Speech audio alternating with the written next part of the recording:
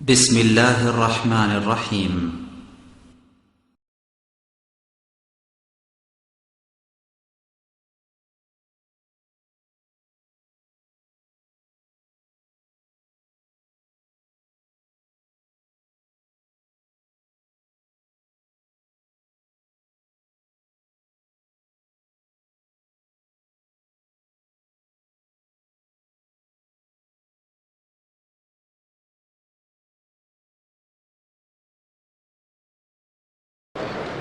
إن الحمد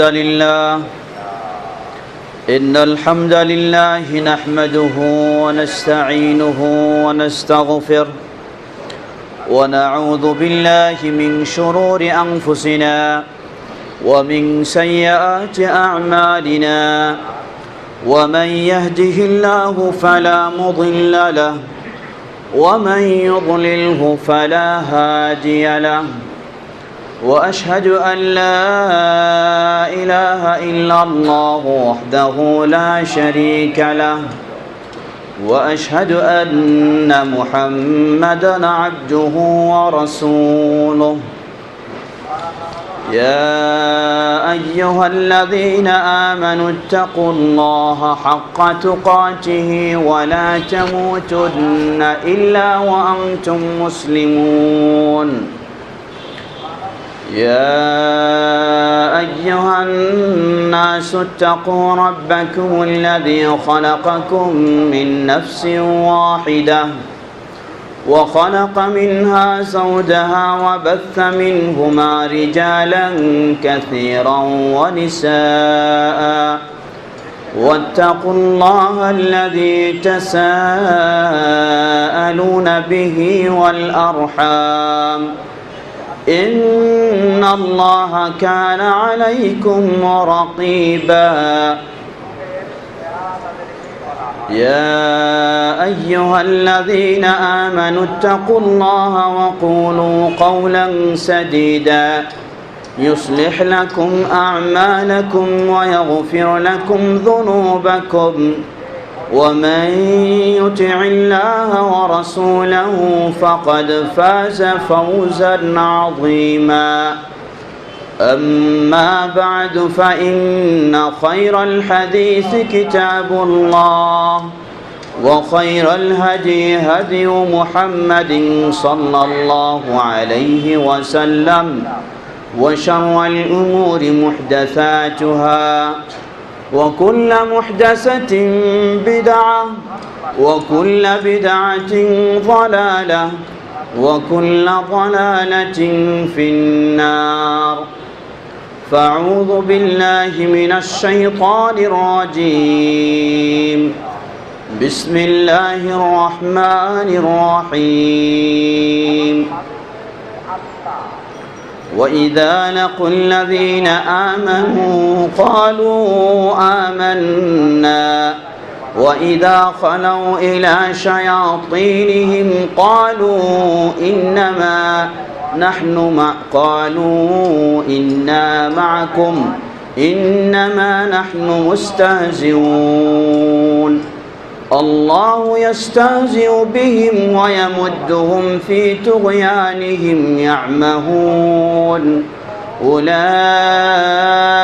الذين اشتروا الضلالة بالهدى فما ربحت تجارتهم وما كانوا مهتدين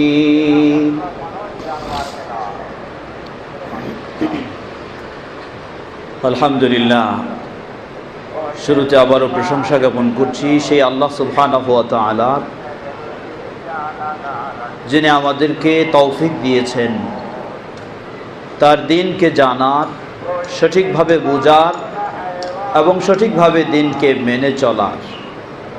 সেই আল্লাহ সুবহানাহু ওয়া তাআলার প্রশংসা জ্ঞাপনার্থে বলি আলহামদুলিল্লাহ। অতঃপর সালাত ও সালাম পেশ করছি প্রিয় রাসূল মুহাম্মদ সাল্লাল্লাহু আলাইহি ওয়াসাল্লাম, তাঁর আসহাবে কেরাম, আহলে বাইত, শেষ দিবস পর্যন্ত তাঁর প্রতিটি একনিষ্ঠ অনুসারীদের উপর। সম্মানিত মুসল্লিবৃন্দ, আমরা সকলে অবগত রয়েছি যে মাসটি আমরা অতীত করে চলছি, হিজরি বর্ষের মাস হলো মুহররম মাস। এই মুহররম মাসে কোনো সন্দেহ নেই, রাসূল সাল্লাল্লাহু আলাইহি ওয়াসাল্লামের সুন্নাহর আলোকে অবশ্যই আমাদের বিশেষ কিছু করণীয় রয়েছে এ মাসে, এবং করণীয় হিসাবে যা ছিল সেই দিনটিও অতীত হয়ে গেছে। সম্ভব অনুযায়ী আমরা করার চেষ্টা করেছি, তা শুধুমাত্র আশুরায়ে মুহররমের সিয়াম পালন করা। এছাড়া এ মাসে অন্য মাসের তুলনায় কোরআন ও সহিহ সুন্নাহর আলোকে বিশেষ কিছু আর করণীয় নেই। কিন্তু মুসলিম বিশ্বে যদি আমরা লক্ষ্য করি, দেখা যায় এ মাসটিকে কোনো এক শ্রেণী যারা নিজেদেরকে মুসলিম বলে দাবি করে, তারা এ মাসে প্রথম 10 দিন তো অবশ্যই, বাকি দিনগুলিও এ মাসটিকে বিশেষ গুরুত্ব দিয়ে পালন করার চেষ্টা করে। তাদের কাছে গোটা মাসেই হলো শোকের মাস। এই মুহররম মাস গোটা মাসেই বিয়ে শাদী সম্পূর্ণ হারাম, নিষিদ্ধ তাদের কাছে। কারণ বিয়ে শাদী হচ্ছে একটি আনন্দের বিষয়। এই মুহররম মাস শোকের মাস হিসাবে আপনি আনন্দের কাজ করবেন, এটা তো আপনার জন্য শোভা পায় না। তাই তাদের কাছে এই মুহররম মাসে বিবাহ বন্ধনে আবদ্ধ হওয়াটিও নিষিদ্ধ। আমরা বলছি তাদের কাছে, আমরা কখনো বলছি না যে ইসলামে। কারণ ইসলাম এক বিষয় হয়ে গেছে, আর তাদের ধর্ম আরেক ধরনের হয়ে গেছে। যারা আজকে শিয়া বলে পরিচিত, তাদের আরো বহু নাম রয়েছে, তবে এই নামটি তারা বেশি গ্রহণ করতে চায়, কারণ নামটি অর্থগত দিক দিয়ে একটি ভালো অর্থবোধক নাম। এজন্য তারা এই নামটি গ্রহণ করতে চায়। প্রকৃতপক্ষে নামের বাস্তবতা তাদের মাঝে নেই। শিয়া বলা হয় যারা আনসার বা আতবা আহলু বাইত, অর্থাৎ রাসূল সাল্লাল্লাহু আলাইহি ওয়াসাল্লাম এর পরিবারবর্গের প্রতি যারা বিশেষ তাদের অনুসরণ করে চলে এবং তাদের সাহায্য সহযোগিতায় সবসময় প্রস্তুত, তাদেরকে সাধারণত শিয়া বলা হয়। আমরা বলবো যে আজকে তারা মিথ্যুক, কখনো তারা শিয়া সত্যিকারী এই নামের অধিকারী নয়। কারণ রাসূল সাল্লাল্লাহু আলাইহি ওয়াসাল্লামের পরিবারবর্গের প্রতি সবচেয়ে পৃথিবীর বুকে যারা জঘন্যতম অবস্থানে গেছে, সেই ইহুদিদের চেয়েও তারা হচ্ছে এই শিয়া সমাজ, যারা রাসূল সাল্লাল্লাহু আলাইহি ওয়াসাল্লামের স্ত্রীদেরকে গ্রহণ করতে পারেনি, তাদেরকে মেনে নিতে পারে না, রাসূল সাল্লাল্লাহু আলাইহি ওয়াসাল্লামের স্ত্রীদেরকে জঘন্যতম অপবাদে অপবাদ দিয়ে থাকে। এরা কখনো রাসূল সাল্লাল্লাহু আলাইহি ওয়াসাল্লামের পরিবারের প্রতি শ্রদ্ধা প্রদর্শনকারী নয়। তারা কখনো রাসূল সাল্লাল্লাহু আলাইহি ওয়াসাল্লামের পরিবারের সদস্যদের অনুসারী নয়, বরং পৃথিবীতে ইহুদিরাও রাসূল সাল্লাল্লাহু আলাইহি ওয়াসাল্লামের পরিবারের বিশেষ করে স্ত্রীদের প্রতি তাদের যত রকমের নোংরামি আচরণ, তার চেয়েও জঘন্যতম নোংরামি আচরণ প্রমাণ করেছে এই শিয়া সমাজ বাতিল সমাজ। সুতরাং তারা কখনো বাস্তবে শিয়া নয়, তারা মিথ্যুক শিয়া। এজন্য তাদের যে অন্যান্য নামগুলি রয়েছে সেগুলি হচ্ছে তাদের আসল পরিচয়, তা হলো রাফেজি। এদের আসল পরিচয় এরা হলো রাফেজি। রাফেজি বলা হয় তাকে যে আবু বকর রাদিয়াল্লাহু আনহু, ওমর রাদিয়াল্লাহু আনহু, ওসমান রাদিয়াল্লাহু আনহু তাদেরকে গ্রহণ করেনি, তাকেই বলা হয় রাফেজি। তো এই বাতিল শিয়া সমাজ তারা আবু বকর রাদিয়াল্লাহু আনহুকে গ্রহণ করেনি খলিফা হিসাবে। ওমর রাদিয়াল্লাহু আনহুকেও গ্রহণ করেনি খলিফা হিসাবে, ওসমান রাদিয়াল্লাহু আনহুকেও গ্রহণ করেনি খলিফা হিসাবে। গোটা শিয়া সমাজ যেই ধরনের হোক না কেন, ভালো বলেন আর মন্দ বলেন, সকল শিয়া সমাজের অবস্থান একটি। বিশেষ করে বর্তমান বিশ্বে যে সমস্ত দেশগুলিতে ইসলামী দেশ বলে সুপরিচিত শিয়া সমাজ, সেই শিয়া একই আকীদা তাদের। যারা আজকে ইসনা আশারিয়া বা দ্বাদশতম পন্থী বা দ্বাদশপন্থী বলে পরিচিত, এই শিয়া সমাজ তাদেরও একই আকীদা বিশ্বাস। অতএব এরা শিয়া নয়, এরা হচ্ছে রাফিজি। এদের এই ঘৃণ্য পরিচয়টাই আমাদের তুলে ধরা দরকার বেশি। সম্মানিত মুসল্লিবৃন্দ, অতএব এই মাসটি মুহররম মাস, ইসলামের গুরুত্ব রয়েছে, কোনো সন্দেহ নেই। সেটি হচ্ছে আশুরায়ে মুহররমকে কেন্দ্র করে। তবে আশুরায়ে মুহররম হোসাইন রাদিয়াল্লাহু আনহুর শাহাদাত বরণের দিন হলেও সেটাকে কেন্দ্র করে ইসলামী শরীয়তে ইবাদতের দিন বলে কখনো স্বীকৃতি লাভ করেনি।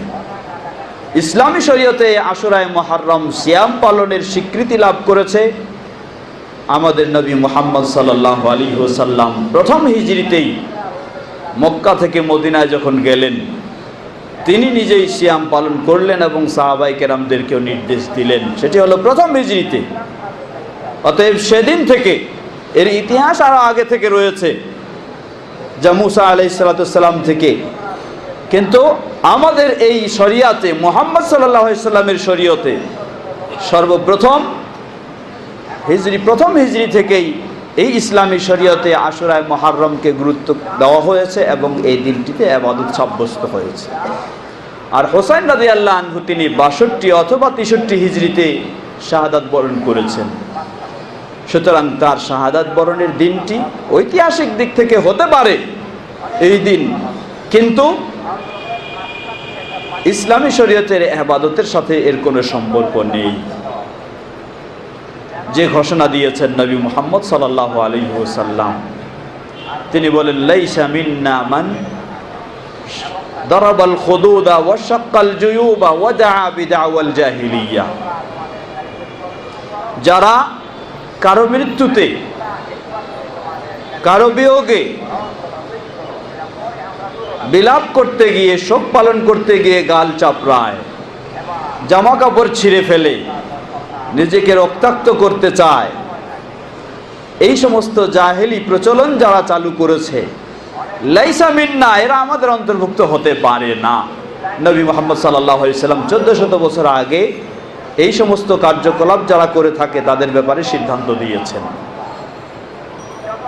অতএব হোসাইন রাদিয়াল্লাহু আনহু, কোনো সন্দেহ নেই, আমরা অবশ্যই প্রতিটি মুসলিম হোসাইন রাদিয়াল্লাহু আনহুকে ভালোবাসবো রাসূল সাল্লাল্লাহু আলাইহি সাল্লামের নির্দেশেই। হোসাইন রাদিয়াল্লাহু আনহুর প্রতি শ্রদ্ধা অবশ্যই আমাদের রয়েছে, থাকবেই। ঈমান মানেই থাকতে হবে। হোসাইন রাদিয়াল্লাহু আনহু রাসূল সাল্লাল্লাহু আলাইহি সাল্লামের কলিজার টুকরা। সুতরাং তার প্রতি রাসূল সাল্লাল্লাহু আলাইহি সাল্লামের নির্দেশে আমাদের ভালোবাসা, আমাদের শ্রদ্ধা, সব সময় তার জন্য দোয়া, এবং তিনি যে মর্মান্তিকভাবে শাহাদাত বরণ করেছেন এজন্য আমরা ব্যথিত হইতে কোনো সন্দেহ নেই। কিন্তু কখনো আমরা সীমা লঙ্ঘন করতে পারি না। কখনো ইসলাম যা নিষিদ্ধ করেছে এমন কাজে এই বিষয়কে কেন্দ্র করে লিপ্ত হতে পারি না। বরং আমরা দাবি করতে পারি প্রকৃতপক্ষে আমরাই হলাম হোসাইন রাদিয়াল্লাহু আনহুর অনুসারী। কারণ হোসাইন রাদিয়াল্লাহু আনহু রাসূল সাল্লাল্লাহু আলাইহি ওয়াসাল্লামের দ্বীনের উপরে প্রতিষ্ঠিত ছিলেন, আর আমরাও সেই দ্বীনের উপর প্রতিষ্ঠিত থাকার সবসময় চেষ্টা করি। আজকে বাতিল সেই শিয়া সমাজ, রাফিজি সমাজ, তারা রাসূল সাল্লাল্লাহু আলাইহি ওয়াসাল্লামের দ্বীন বা হোসাইন রাদিয়াল্লাহু আনহুর দ্বীন সেগুলিকে কখনো তারা গ্রহণ করেনি। হোসাইন রাদিয়াল্লাহু আনহু আবু বকর, ওমর, ওসমান রাদিয়াল্লাহু তাআলা আনহুমকে খলিফা হিসাবে এবং ইসলামে যে মর্যাদা দেওয়া হয়েছে সেই মর্যাদা একেবারে 100% ভাবেই তিনি গ্রহণ করেছেন এবং সেই মর্যাদা দিয়েছেন। কিন্তু আজকে সেই তথাকথিত যারা হোসাইন রাদিয়াল্লাহু আনহুকে কেন্দ্র করে মায়া কান্না করে থাকে, এই বাতিল সমাজ কখনো হোসাইন রাদিয়াল্লাহু আনহুর অনুসারী নয়। যদি হতো তাহলে তারাও আবু বকর ওমর ওসমান রাদিয়াল্লাহু তাআলা আনহুমের তারাও সেই ধরনের গ্রহণ করত, বিশ্বাস করত এবং সম্মান করত। আজকে দেখুন ওই ইরানেও খোঁজ নিয়ে দেখুন, সেখানে কয় ওয়াক্ত সালাত আদায় করে। শিয়া সমাজ আজকে 3 ওয়াক্ত সালাত আদায় করে। হোসাইন রাদিয়াল্লাহু আনহু কি তার গোটা জীবনে কোনোদিন 3 ওয়াক্ত সালাত আদায় করেছেন না 5 ওয়াক্ত করেছেন? তিনি 5 ওয়াক্ত করেছেন। আর আজকে এই বাতিল শিয়া সমাজ 3 ওয়াক্ত সালাত আদায় করে। তাহলে কোথায় হোসাইন রাদিয়াল্লাহু আনহুর অনুসরণ? হোসাইন রাদিয়াল্লাহু আনহুর দিনে কোথায়? কোনো সন্দেহ নেই তারা হচ্ছে ওই আব্দুল্লাহ বিন সাবা, সেই ইহুদির দিনে তারা আজকে প্রতিষ্ঠিত। এজন্য ইসলামী শরীয়তে যা নিষেধ করা হয়েছে সেগুলি তারা মন গড়া দিন হিসাবে তৈরি করে নিয়ে সেগুলির উপরেই তারা আজকে প্রতিষ্ঠিত। সম্মানিত মুসল্লিবৃন্দ, সুতরাং একজন মুসলিমের জেনে নেওয়া উচিত তাদের বাস্তব অবস্থাটা কি। হয়তো কেউ বলবেন যে আপনি এভাবে কথা বলার মাধ্যমে মুসলিম সমাজে একটা বিভক্তি সৃষ্টি করতে চাচ্ছেন। আমরা বলবো যে না, আজকে আপনি মুসলিম বিশ্বের খোঁজ নিয়ে দেখুন, ওই সেই সিরিয়াতে যাদেরকে জবাই করা হচ্ছে তারা কারা, এবং যারা জবাই করছে তারা কারা, যারা আজকে নির্যাতিত নিষ্পেষিত মাজলুম হিসাবে শাহাদাত বরণ করছে সেই সিরিয়ায়, তারা হচ্ছে এই যারা সুন্নি তারা। আর যারা এই কাজটি করছে তারা কারা? তারা হলো এই বাতিল শিয়া সমাজ। সেই সিরিয়ায় খোঁজ নিয়ে দেখুন, সেই ইরাকে খোঁজ নিয়ে দেখুন, লিবিয়ায় খোঁজ নিয়ে দেখুন, বাহরাইন খোঁজ নিয়ে দেখুন, সব জায়গায় একই অবস্থা পাবেন। এই বাতিল শিয়া সমাজ আজকে যেখানেই কোথাও পাবে সুন্নি বলে তাদেরকে কিভাবে ক্ষতিগ্রস্ত করা যায়, কিভাবে তাদেরকে নির্যাতন করা যায়, কিভাবে তাদের উপর জুলুম করা যায়, কিভাবে তাদেরকে তাদের জায়গাগুলি দখল করা যায়, তাদের উপর আক্রমণ করা যায়, এটাই হচ্ছে গোটা বিশ্বের শিয়াদের মূল উদ্দেশ্য এবং আকীদা। এজন্য ইমাম ইবনে তাইমিয়া রাহিমাহুল্লাহ বলেছেন, মুসলিমদের জন্য শিয়া, এই বাতিল শিয়া সমাজ হলো ইহুদিদের চেয়েও বড় শত্রু। ইহুদিদের চেয়েও বড় শত্রু হলো সুন্নিদের জন্য এই বাতিল শিয়া সমাজ। ইহুদিরা তো কোনো সন্দেহ নেই মুমিনদের জন্য অবশ্যই বড় শত্রু, কিন্তু তাদের চেয়েও এই মুসলিমদের জন্য এই শিয়া সমাজ হলো আরো বড় শত্রু। কারণ শিয়াদের কতগুলি নীতি রয়েছে, সামান্য কয়েকটি বিষয় একটু তুলে ধরার চেষ্টা করব। আজকে তারা বিভিন্ন ধরনের কোরআন এবং সুন্নাহর দলিলের আলোকে তাদের দিন ধর্মের কথা বলতে চায় খুব সুন্দরভাবে। তাদের মৌলিক কতগুলি নীতি রয়েছে, সেই মৌলিক নীতিগুলির মাঝে প্রথম নীতি হলো কাসরু ইস্তিহকাক আল খিলাফা ফি আলিল বাইত। নবী সাল্লাল্লাহু আলাইহি ওয়াসাল্লামের পরে খলিফা হওয়ার অধিকার রাখে, যোগ্যতা রাখে, হকদার শুধুমাত্র আলী রাদিয়াল্লাহু আনহু এবং তার সন্তানদের মধ্য থেকে, এছাড়া আর কেউ খলিফা হওয়ার হকদার নয়। এটি হলো তাদের মূল আকীদা, প্রথম বিষয়।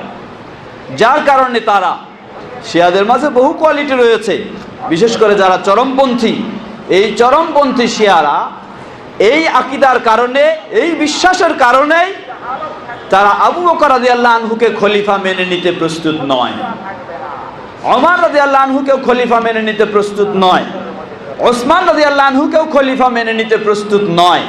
শুধু মেনে নিতে প্রস্তুত নয়, বরং আজকে তারা তাদের কাছে যে কোরআন রয়েছে সেই কোরআনের অনেক আয়াত বিকৃতি করে সেখানে আবু বকর ওমর রাদিয়াল্লাহু আনহুকে গালিগালাজ করে সেই ধরনের শব্দগুলি সংযুক্ত করেছে সেই কোরআনে।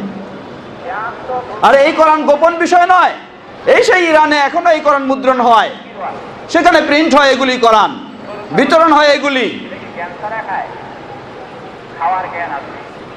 তাদের এই প্রথম নীতিমালা হলো, প্রথম আকীদা বিশ্বাস হলো যে মুহাম্মদ সাল্লাল্লাহু আলাইহি ওয়াসাল্লামের পরে খলিফা হওয়ার হকদার একমাত্র আলী রাদিয়াল্লাহু আনহু এবং তার সন্তানরা, এছাড়া অন্য কেউ নয়। সুতরাং তাদের চরমপন্থীরা বিশ্বাস করে যে আবু বকর রাদিয়াল্লাহু আনহু তিনি হলেন একজন জালেম, নাউজুবিল্লাহ।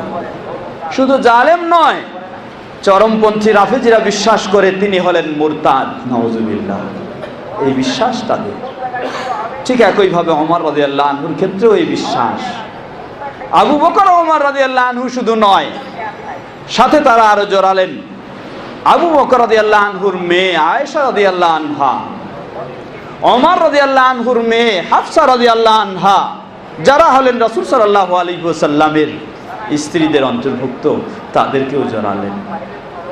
এজন্যই তাদের ভাষায় তারা, তাদের কোরআনেও তারা এই শব্দগুলি সংযুক্ত করেছে।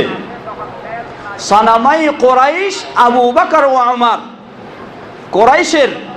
কুরাইশদের, মক্কা কুরাইশদের যে প্রতিমা ছিল, সেই প্রতিমাগুলির নাম হলো, একজন হলো আবু বকর, একজন নাকি ওমর, নাউজুবিল্লাহ। ওয়াজিবতাইহিমা, আয়েশা ও হাফসা, এবং সেই কুরাইশদের ও আবু বকর ওমরের তাদের যে জিবত, অর্থাৎ আল্লাহ রাব্বুল আলামিন কোরআনুল কারীমে জিবত এবং তাগুতকে অস্বীকার করতে নির্দেশ দিয়েছেন। আর এই সেই জিবত এবং তাগুত কারা? এরা হচ্ছেন আবু বকর ওমর রাদিয়াল্লাহু আনহু এবং হাফসা, আয়েশা ও হাফসা রাদিয়াল্লাহু আনহু।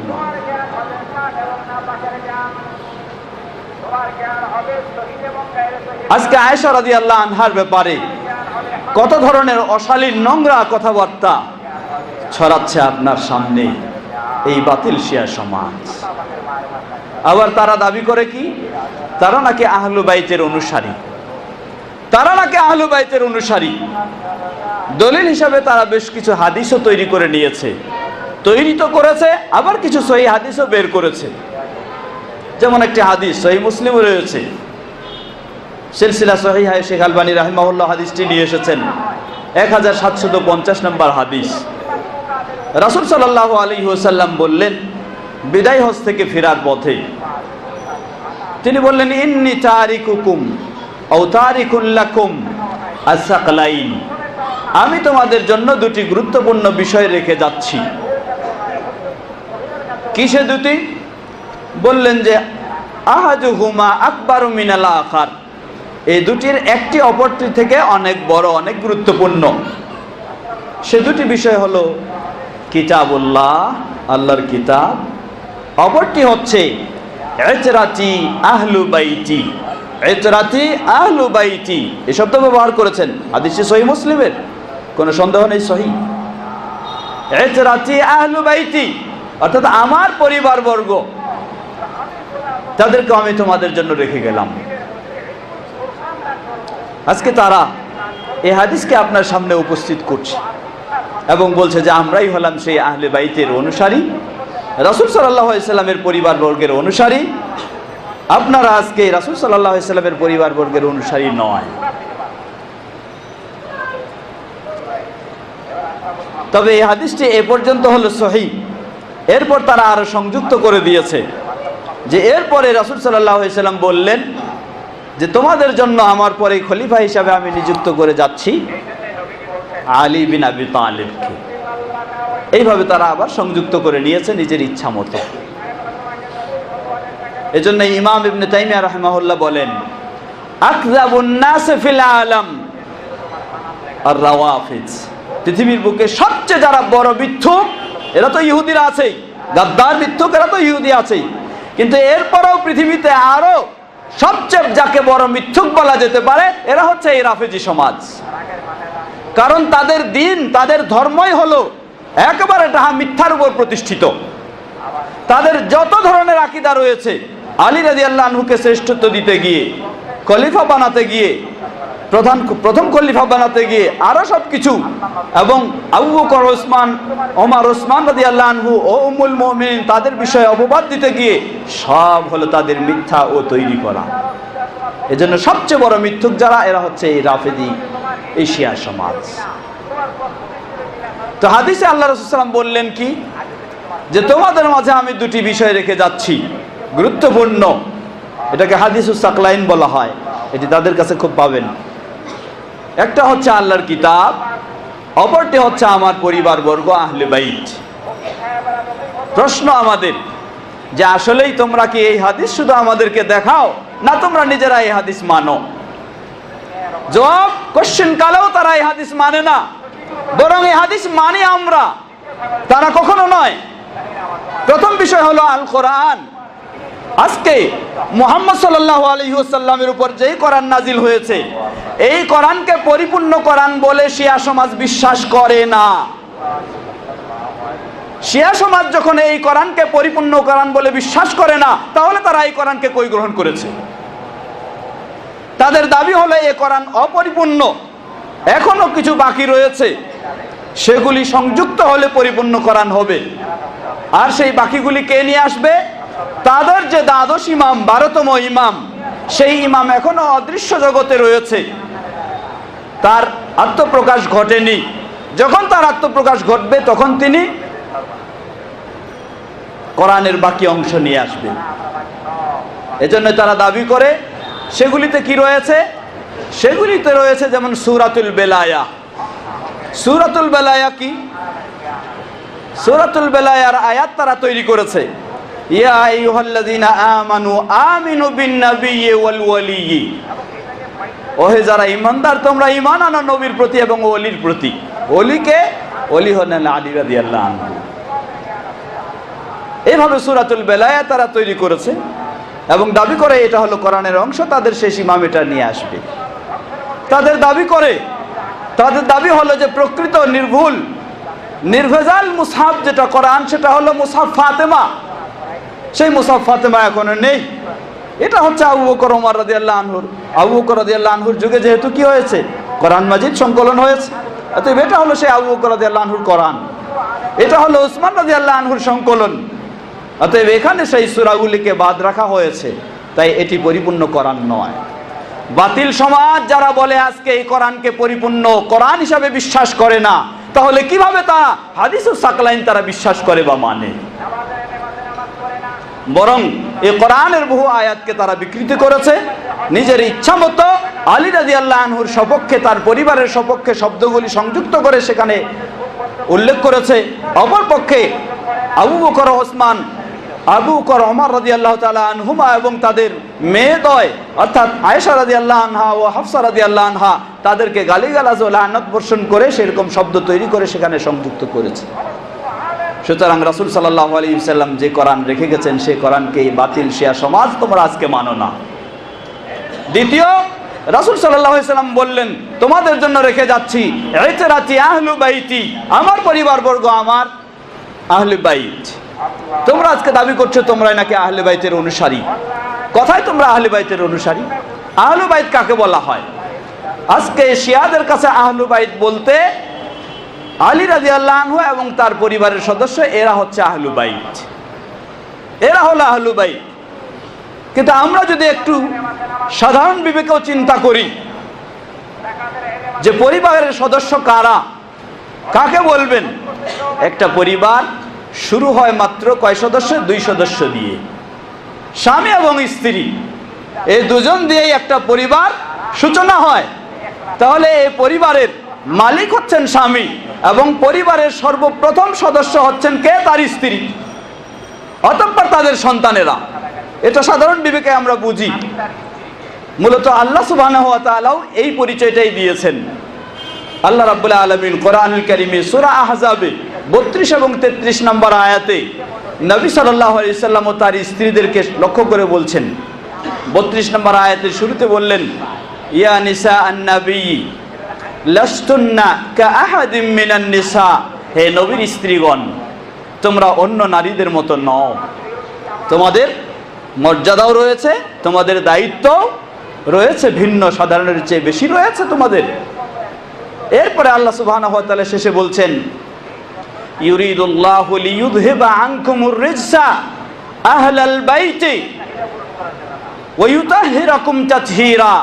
ইউরিদুল্লাহু লিইয়ুযহিবা আনকুম আর-রিজসা, আল্লাহ সুবহানাহু ওয়া তাআলা তোমাদেরকে বিশেষভাবে বাড়িতে অবস্থান করার, বাইরে ঘোরাফেরার নিষেধের যে নির্দেশগুলি আল্লাহ দিলেন, কেন?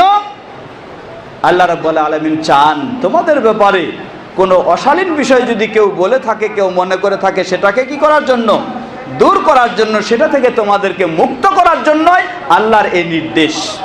আল্লাহ বললেন আহলাল বাইতি, আহলুল বাইত বলে উল্লেখ করলেন আল্লাহ। এরপরে বললেন ওয়া ইউতাহহিরাকুম তাতহীরা, আর আল্লাহ তোমাদেরকে একেবারে সকল রকমের নোংরামি চিন্তা কথাবার্তা সেগুলি থেকে পুত পবিত্র করতে চান। তাহলে আল্লাহ সুবহানাহু ওয়া তাআলা সূরা আহজাবের 33 নম্বর আয়াতে আহলে বাইত বলে উল্লেখ করলেন, রাসূল সাল্লাল্লাহু আলাইহি ওয়াসাল্লামের স্ত্রী যারা তাদেরকে, রাসূল সাল্লাল্লাহু আলাইহি ওয়াসাল্লামের স্ত্রীদেরকে। তাই আজকে লক্ষ্য করুন, রাসূল সাল্লাল্লাহু আলাইহি ওয়াসাল্লামের স্ত্রীদেরকে কারা আজকে গ্রহণ করেছে, কারা তাদের বর্ণিত হাদিসগুলিকে মেনে নিয়েছে। কোনো সন্দেহ নাই, আমরা নিশ্চিতভাবে স্পষ্টভাবে বলতে পারি রাসূল সাল্লাল্লাহু আলাইহি ওয়াসাল্লামের স্ত্রীদেরকে যথাযথ সম্মান আমরাই দেওয়ার চেষ্টা করেছি, আলহামদুলিল্লাহ। রাসূল সাল্লাল্লাহু আলাইহি ওয়াসাল্লামের স্ত্রীদের থেকে সবচেয়ে যিনি শুধু রাসূল সাল্লামের স্ত্রী নয়, বরং মহিলা জগতের মাঝে সবচেয়ে যিনি বেশি হাদিস বর্ণনা করেছেন, তিনি হলেন উম্মুল মুমিনিন আয়েশা রাদিয়াল্লাহু আনহা।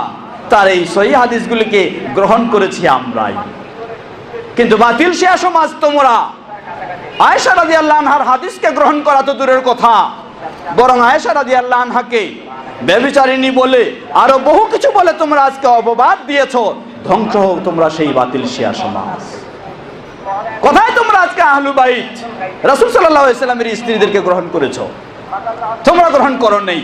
সুতরাং তোমাদের এই দাবি এটি অবশ্যই 100% মিথ্যা দাবি, এতে কোনো সন্দেহ নেই। রাসূল সাল্লাল্লাহু আলাইহি ওয়াসাল্লামের পরিবারবর্গের আসল সদস্য হলেন তার স্ত্রীগণ। আসল পরিবারের তার সদস্য হলেন তার স্ত্রীগণ, যেটাকে আল্লাহ সুবহানাহু ওয়া তাআলা কোরআনুল কারীমে উল্লেখ করলেন। তোমরা আজকে রাসূল সাল্লাল্লাহু আলাইহি ওয়াসাল্লামের স্ত্রীদেরকে গ্রহণ করো নাই, তাদেরকে যে মর্যাদা দেওয়া দরকার তা দাও নাই, তাদের বর্ণিত হাদিসগুলি তোমরা গ্রহণ করনি। সুতরাং তোমরা নিশ্চিত কোনো সন্দেহ নেই প্রকৃতপক্ষে আহলে বাইতের অনুসারী নয়, তোমরা হলে মিথ্যার আশ্রয় গ্রহণ করেছো। সম্মানিত মুসল্লিবৃন্দ, খুতবার সময় দীর্ঘ করার সুযোগ নেই। অতএব যে আবু বকর রাদিয়াল্লাহু আনহুর ব্যাপারে রাসূল সাল্লাল্লাহু আলাইহি ওয়াসাল্লাম বললেন, একদিন সাহাবায়ে কেরামদের মাঝে বললেন, তোমাদের মাঝে কে আছে আজকে মান মিনকুম আসবাহা সাইমা, হাদিসটি সহিহ মুসলিমের, তোমাদের মাঝে কে আছে আজকে সিয়াম পালন করেছে, সকাল থেকেই সিয়াম অবস্থায় এসে সকাল করেছে। আবু বকর রাদিয়াল্লাহু আনহু বললেন, আনা, আমি। বললেন, মান মিনকুম তাবিআ আল জানাজা, তোমাদের মাঝে কে আছে আজকে জানাজায় অংশগ্রহণ করেছে? আবু বকর রাদিয়াল্লাহু আনহু বললেন, আমি। আবার জিজ্ঞাসা করলেন, তোমাদের মাঝে কে আছো আজকে, তোমাদের মাঝে কে আছো আজকে দান সদকা করেছে?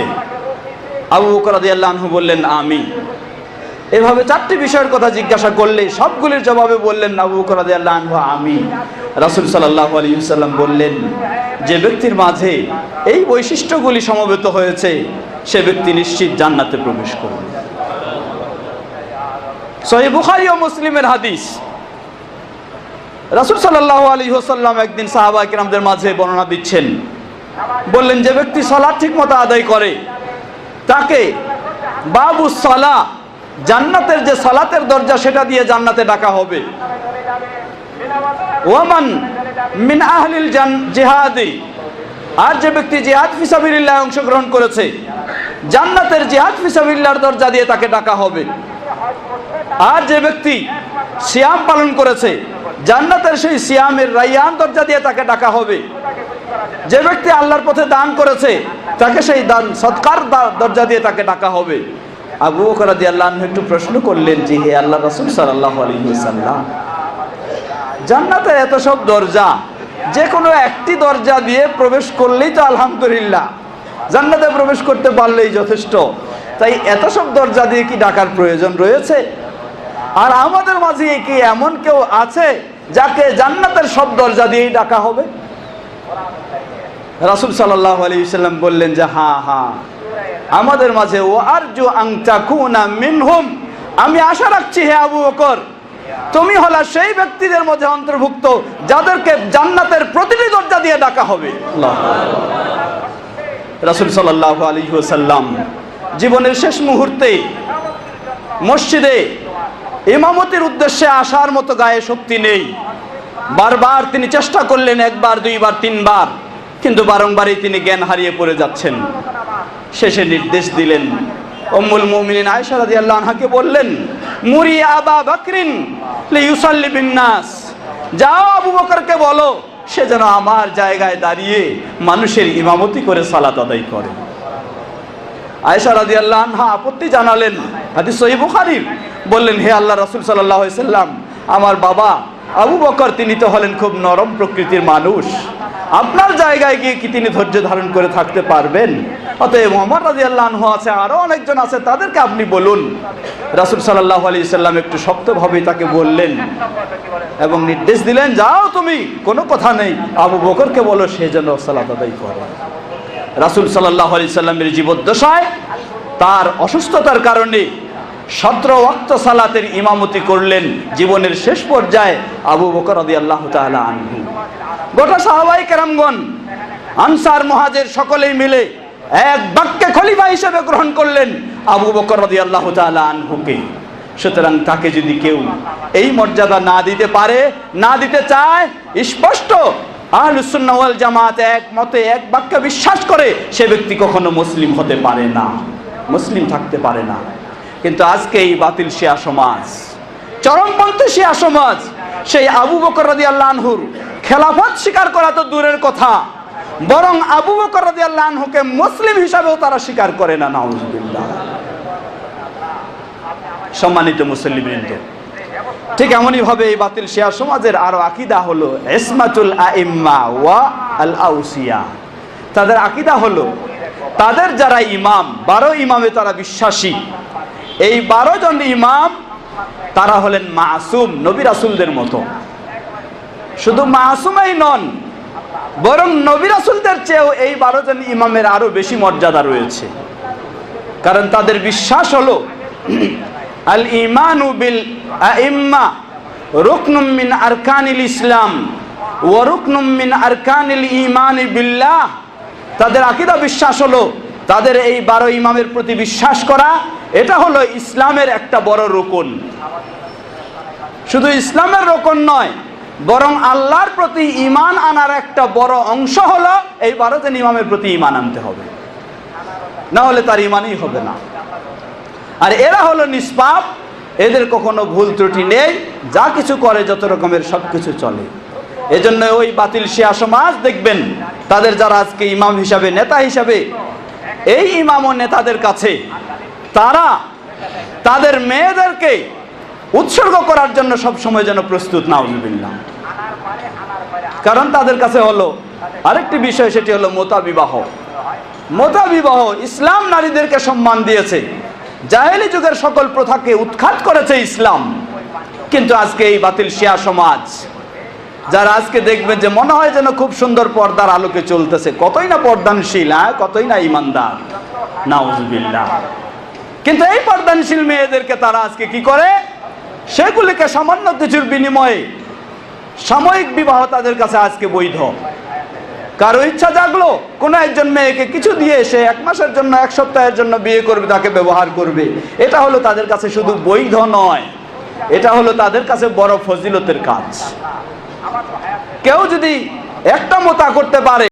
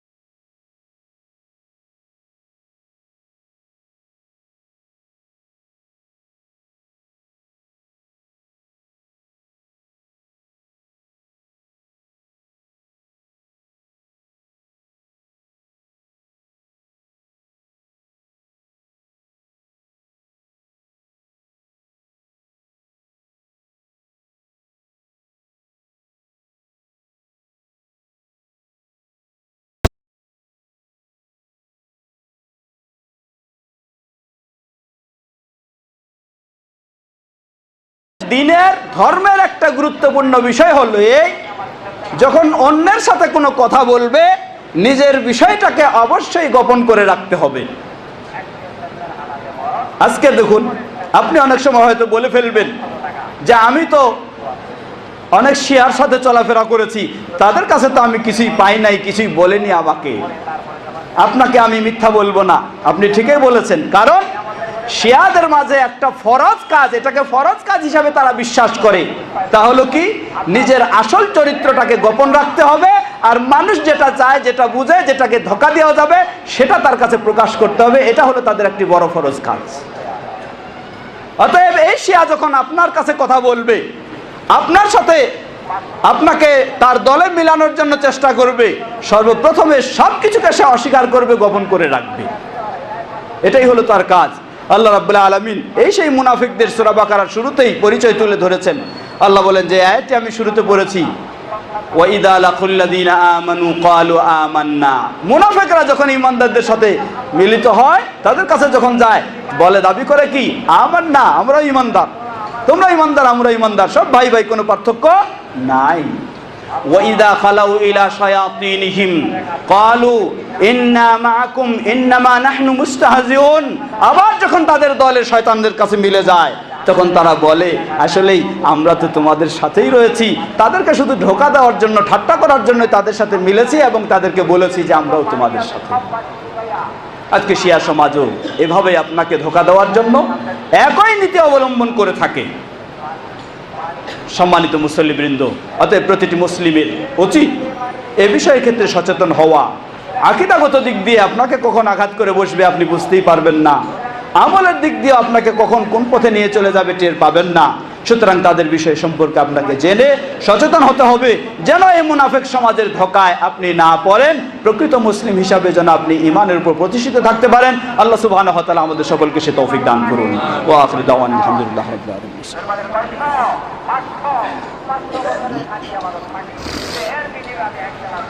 আলহামদুলিল্লাহ ওয়াসসালাতু ওয়াসসালামু আলা রাসূলিল্লাহি আম্মা বাদ। সম্মানিত মুসল্লিবৃন্দ, ঠিক এমনই ভাবে এই শিয়াদের আরো যে সমস্ত আকীদা, সে আকীদা হচ্ছে সাহাবায়ে কেরামদেরকে তারা আজকে কি মনে করে একটু চিন্তা করে দেখবেন। সাহাবায়ে কেরামদের মাঝে আমরা এক বাক্যে বিশ্বাস করি, সাহাবীদের মাঝে সবচেয়ে মর্যাদার অধিকারী হচ্ছেন আল আশারা আল মুবাশশিরুন, যেই 10 জনকে আল্লাহ সুবহানাহু ওয়া তাআলা পৃথিবীতে জান্নাতের সুসংবাদ দিয়েছেন, নিশ্চিত করে দিয়েছেন, এরা হচ্ছে আমাদের কাছে সাহাবীদের মাঝে সবচেয়ে সম্মানিত। কিন্তু শিয়াদের, যদিও এদের মাঝে আলী রাদিয়াল্লাহু আনহু রয়েছে, কিন্তু বাকি 9 জন তাদের মাঝে নয়। এজন্য তারা এই শব্দটিকে সবচেয়ে ঘৃণার চোখে দেখার চেষ্টা করে। আশারে মুবাশশারা এই শব্দটিকে সবচেয়ে ঘৃণার চোখে তারা দেখার চেষ্টা করে। শিয়াদের অনেক দলের, তাদের মাঝে দলের হিসাব নেই, অনেক দলের তাদের আকীদা হলো সাহাবায়ে কেরামগণের মাঝে মাত্র কয়েকজন, আলী রাদিয়াল্লাহু আনহু, ফাতেমা রাদিয়াল্লাহু আনহা, হাসান হোসেন রাদিয়াল্লাহু আনহু এবং মিকদাদ রাদিয়াল্লাহু আনহু, আর কয়েকজন 7 জন ব্যতীত সকল সাহাবীরা তারা কাফের হয়ে গেছেন। এই আকীদা হচ্ছে সাহাবীদের ব্যাপারে তাদের। সম্মানিত মুসল্লিবৃন্দ, সুতরাং কাদের বিষয়ে আপনি এত ভালো চিন্তা করছেন, আপনাকে একটু সচেতন হওয়া দরকার। সবচেয়ে আশ্চর্য বিষয় হলো আমাদের সমাজে যারা নিজেদেরকে সুন্নি বলে পরিচয় দেয়, শিয়া এবং সুন্নি 2 ভাগ করে থাকে, নিজেদেরকে দাবি করে সুন্নি।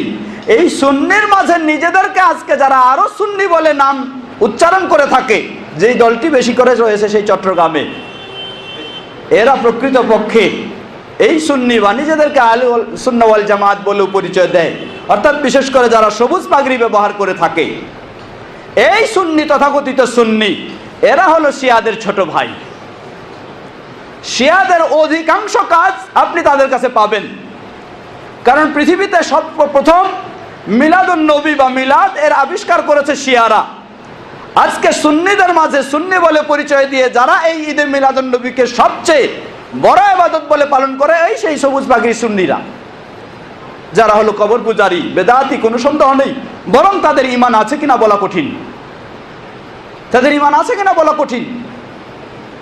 যারা কবর পূজাকে হালাল মনে করে, তাদের ঈমান কোথায়? একইভাবে শিয়া সমাজ আলী রাদিয়াল্লাহু আনহুকে যেভাবে বাড়াবাড়ি করেছে, শুধু বাড়াবাড়ি নয়, আলী রাদিয়াল্লাহু আনহুকে আল্লাহর আসনেও কোনো কোনো শিয়া পৌঁছায় দিয়েছে।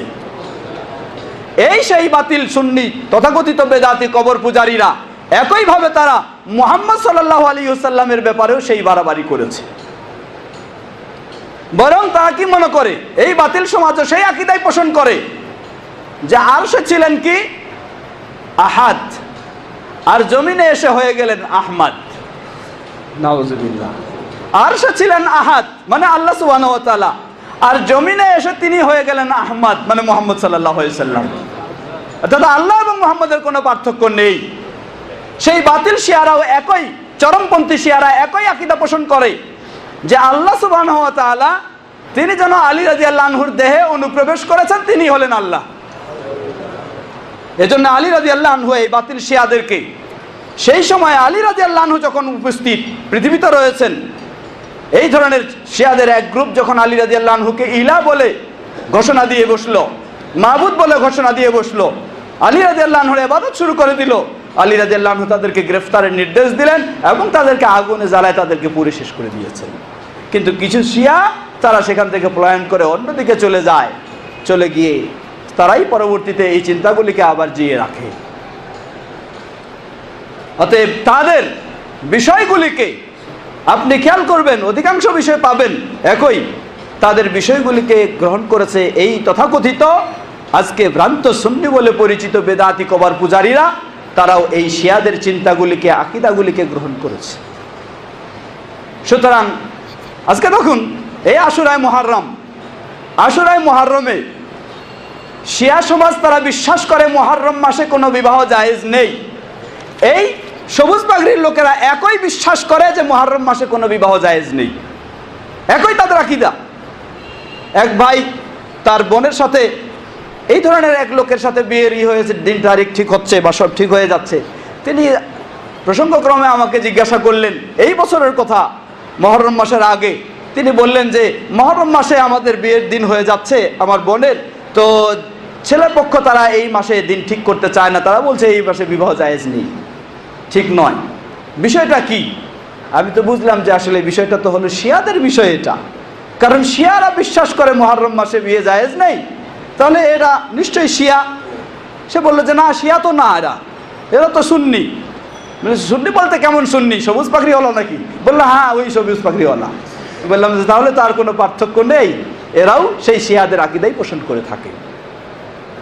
ঠিক একইভাবে এই 10ই মুহররম 1 তারিখ থেকে 10 তারিখ পর্যন্ত আজকে সিয়াম পালন করছে তথাকথিত সেই বেদাতি কবর পূজারীরা। 1 তারিখ থেকে 10 তারিখ রাসূল সাল্লাল্লাহু আলাইহি ওয়াসাল্লামের বিধানে 1 তারিখ থেকে 10 তারিখের সিয়াম পালনের নিয়ম নয় মুহররম মাসে। 1 তারিখ থেকে 9 তারিখ পর্যন্ত সিয়াম হচ্ছে যুলহিজ্জা মাসে, মুহররম মাসে নয়। কিন্তু আজকে তাদের মাঝে পাবেন অনেকজন। কালকে রাত্রে একজন বোন আমাকে প্রশ্ন করলেন যে আমি কিছু মেয়েদেরকে বললাম যে আশুরায় মুহররমের 9-10 সিয়াম পালন করা অত্যন্ত ফজিলতের বিষয়।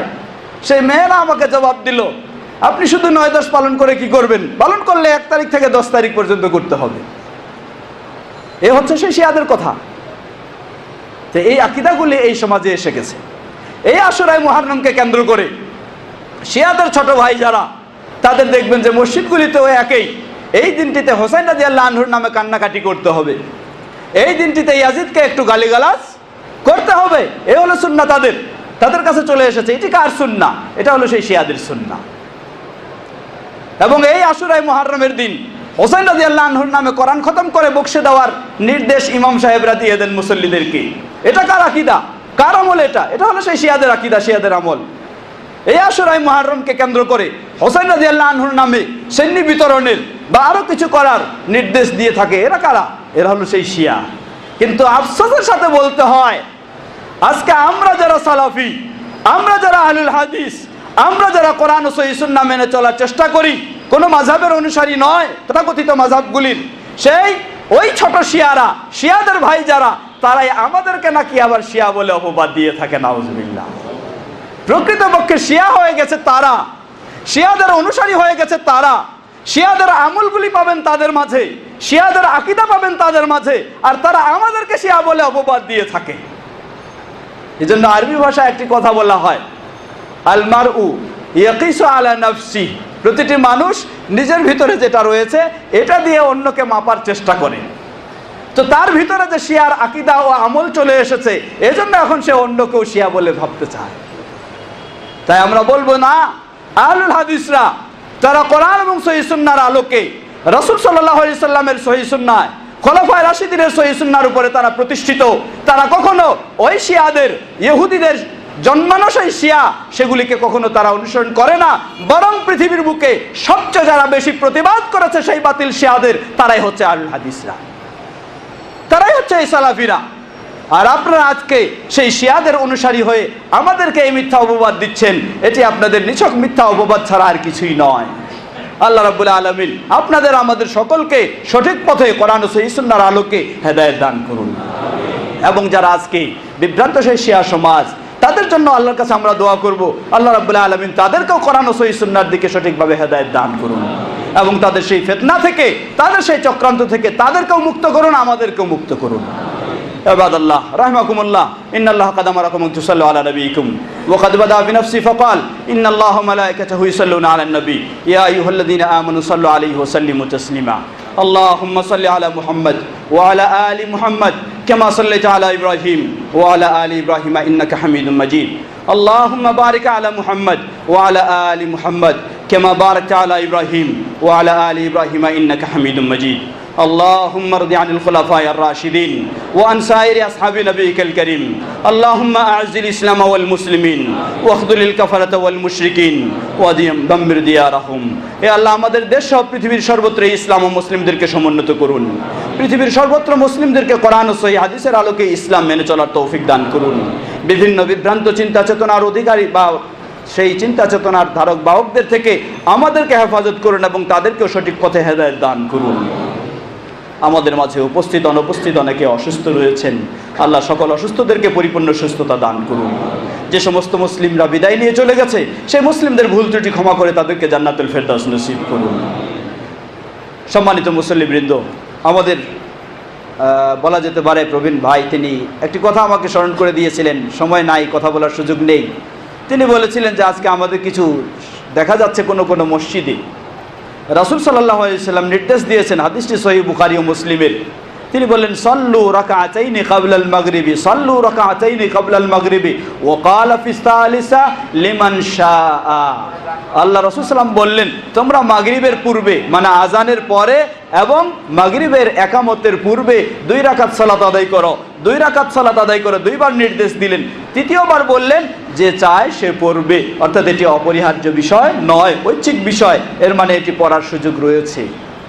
আজকে আমাদের কোনো মসজিদে আলহামদুলিল্লাহ আমাদের মসজিদেও সেই সুযোগটি দেওয়া হয় এবং পড়ার সুযোগ হয়, কিন্তু যারা আজকে ওই শিয়াদের মতোই চিন্তা করে থাকে, নিজেদের দিন ধর্ম ইচ্ছা মতো চালাতে চায়, সেই সমস্ত ব্যক্তিরা বা সেই মসজিদগুলিতেও আজকে কি করা হয়, এই 2 রাকাত পড়তে কেউ দাঁড়ালে সেটিকে বাধা দেওয়া হয়। এখন বাধা দেওয়ার নতুন কৌশল তারা চালু করেছেন, সেটা হচ্ছে মাগরিবের আজানের পরে ইমাম সাহেব দাঁড়িয়ে কিছু ওয়াজ শুরু করেন। আশ্চর্য বিষয়, যেখানে হাদিসের আমল সেখানে তাদের বিকল্প কিছু তৈরি করা, এটাই হলো এদের চিন্তা সব সময়। যেখানে রাসূল সাল্লাল্লাহু আলাইহি ওয়াসাল্লামের হাদিসের আমল, সেখানেই তারা এই আমলটাকে বন্ধ করার জন্য বিকল্প একটা কিছু দাঁড় করার চেষ্টা করে। তা আমরা বলবো, আপনি যদি সালাতের জন্য সময় না দেন, তাহলে আপনার এই আলোচনা করা এটা আবার কোন সুন্নাহ, এটা কোন নিয়ম, এটা কোন ইসলামের বিষয়? অতএব আমরাও আল্লাহর কাছে দোয়া করব, আল্লাহ রাব্বুল আলামিন তাদের এই হাদিস বিরোধী চিন্তা চেতনা থেকে আল্লাহ রাব্বুল আলামিন তাদেরকে মুক্ত করুন এবং সকলকেই যেন কোরআন ও সহিহ সুন্নাহর আলোকে সব বিষয়ে আমরা আমল করতে পারি। আল্লাহ আমাদের তৌফিক দান করুন। সুবহান রাব্বিকা রাব্বিল ইজ্জাতি আম্মা ইয়াসিফুন ওয়া সালামুন আলাল মুরসালিন ওয়াল হামদুলিল্লাহি রাব্বিল আলামিন।